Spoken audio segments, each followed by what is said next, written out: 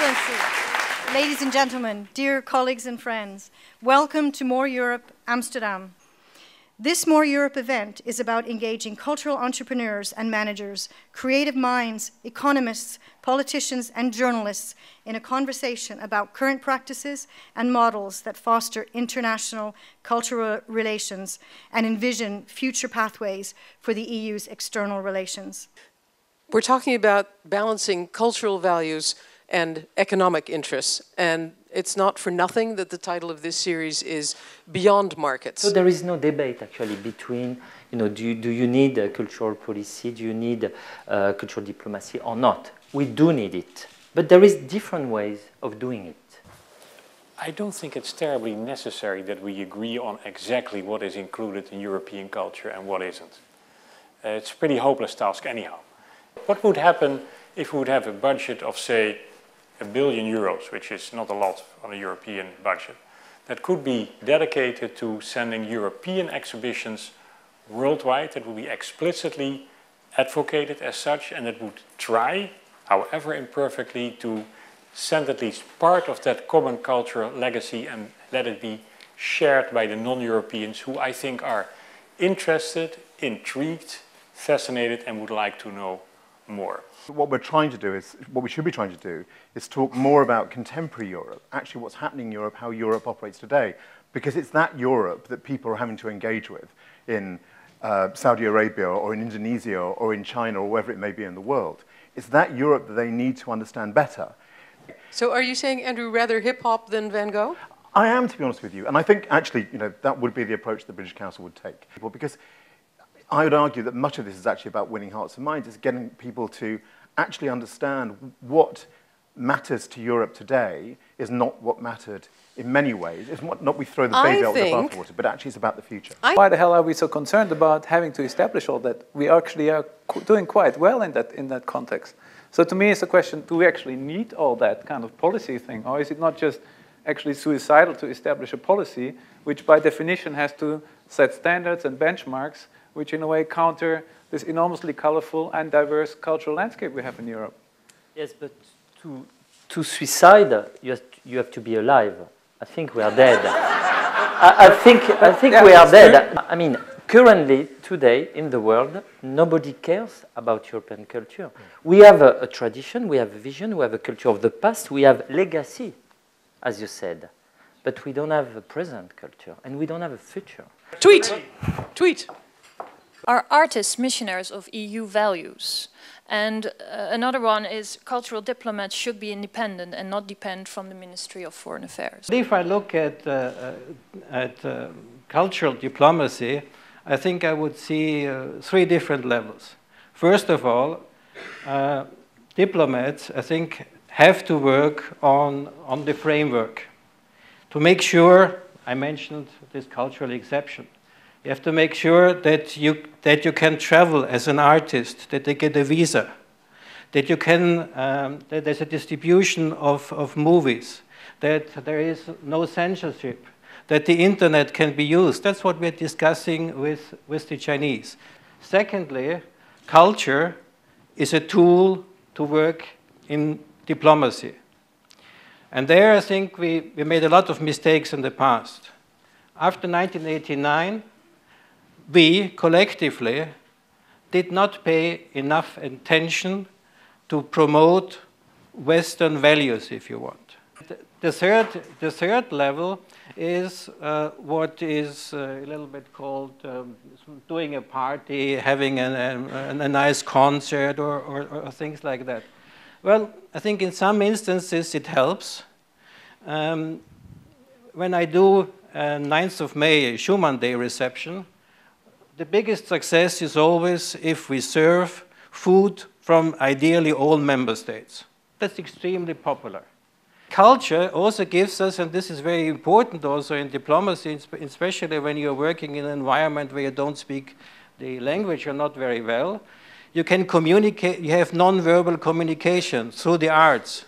And it's what seems to be lacking, and you're talking about education, all this thing about promoting the national culture as part of education and nation building, if we really want to be serious about the European project, we have to have, you know, the building of the European project and not put these as opposites, but as complementary. There is a certain perception of Europe as a cultural entity from the outside world. Just a bit of what you were saying, you know, people see Germany as part of Europe, and that this is also how it's perceived. We are caught up in a conversation which is about Europe, whereas in actual fact, I think if you're talking about cultural diplomacy or cultural relations, you have to be trying to see it from the perspective of the people you want to engage with externally. We need to be able to think about how we go about understanding how we position ourselves, how we engage, how we converse through culture, through the creative economy in a different way. How can you have a dialogue with somebody if you can't really start to think about what collaboration looks like? We were right to fight for cultural diversity, and I do think it's probably one key idea that we share in Europe, and it's also Europe. In France, we love cultural diversity, but in the last 5 years, we had a president who only think about cultural national identity. And whatever you can say, cultural diversity and national identity are not the same. We have 10 or 15% of our population who is now Muslim, or at least from Arabic background. What we do for them in the cultural field? Nothing. There is not even one theater for the Arabs in France, even though we have 800 theaters for blacks in America. Helping these people to become maybe more French, but also more European, and to have their culture, they will be able also to speak with other people in Europe. And step by step, it's maybe a way also to build Europe if we believe in our real diversity and not just on concept in a national institution. And don't believe that they all think, oh, this is very French, this is very British, this is very what? Far away. They think Europe is a sort of economic entity. Therefore, we have to become more political and we have to become more cultural, because I don't want to sell Europe as an import-export club. That if we believe that Europe has a role to play in the political domain, in the domain of sustainability, in the domain of climate control and all these things, then it would be downright crazy not to ignore the cultural dimension as part of that larger whole. And even if European culture is little more than the sum total of national cultures, it is a bloody interesting combination of national cultures. And as such, it's a great package to sell. Does this sound familiar? What excites the politicians is that this agenda is about creating jobs and economic growth. That's what they see. That's what turns them on to the notion of the creative economy. And in the context of cultural relations, in the context of soft power, actually being able to work in that way is where we actually start to be able to deliver for Europe in a different way. And I think that when we start to deliver for Europe in that way, all of a sudden Europe starts to understand itself in a different way as well. In this battle, or in this debate, or in this competition, you use the word you want, it's going to be harder than before. I would like to see what more Europe can actually mean. For example, through more political leadership to help facilitate smart EU policies in dealing with culture in the EU's external actions. I would like to see a European university on Tahrir Square in Cairo and not just an American university. I would like to see more visas for artists and other professionals in the cultural field to come work in Europe. I would like to see more content and heritage uploaded on Europeana, Europe's digital portal for culture and heritage. I would like to see less bureaucracy for small cultural organizations when they are applying for a grant on the European level. I would also like to see less fragmentation of copyrights management in the European Union, and I would like to see less of an emphasis on the economic value of culture.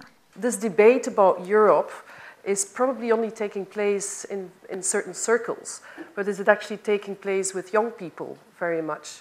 You know, are they now more connected to the local and the global through, you know, through digital information? What are the values that we'd want to take outside beyond, as you said, an import-export model, essentially, of Europe? And can we identify with them and can we share them? It is a culture which is critical, which is resistant, which is oppositional, which is above all self-critical of the conditions of Europe itself, and that allows NGOs in Egypt, NGOs in Kosovo, NGOs in Palestine, NGOs in China, NGOs in Indonesia, to, in some sense, draw strength from the idea of being different, being oppositional, representing something which is not the mainstream. For me, the best we have to offer is the debate, the constant debate we have in Europe about the European project.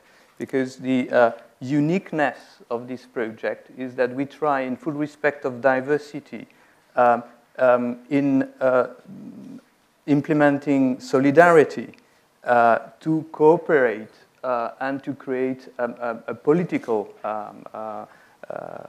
experiment.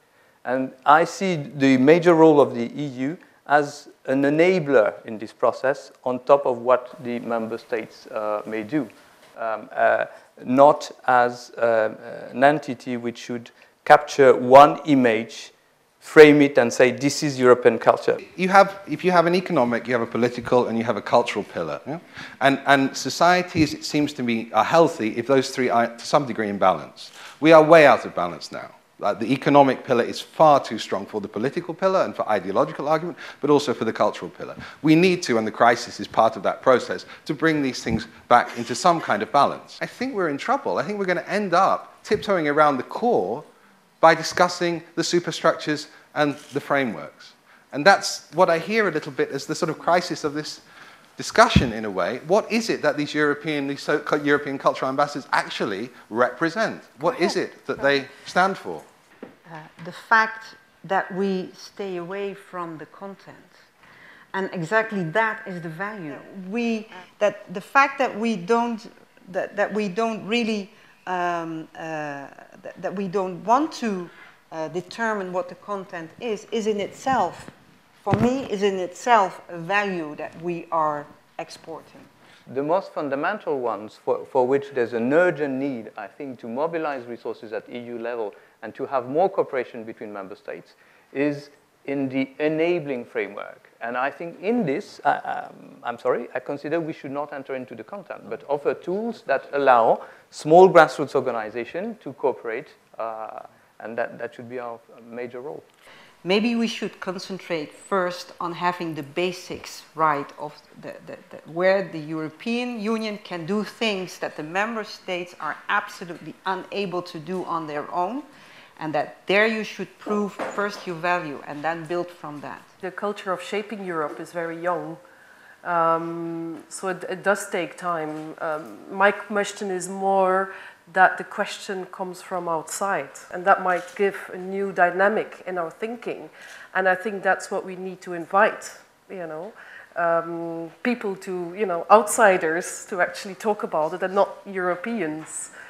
European values are also connected to universal values, and I think bringing that into a European debate with others is actually very important, going back to humanity and human beings. Thank you very much to all of you. Thank you. Good afternoon.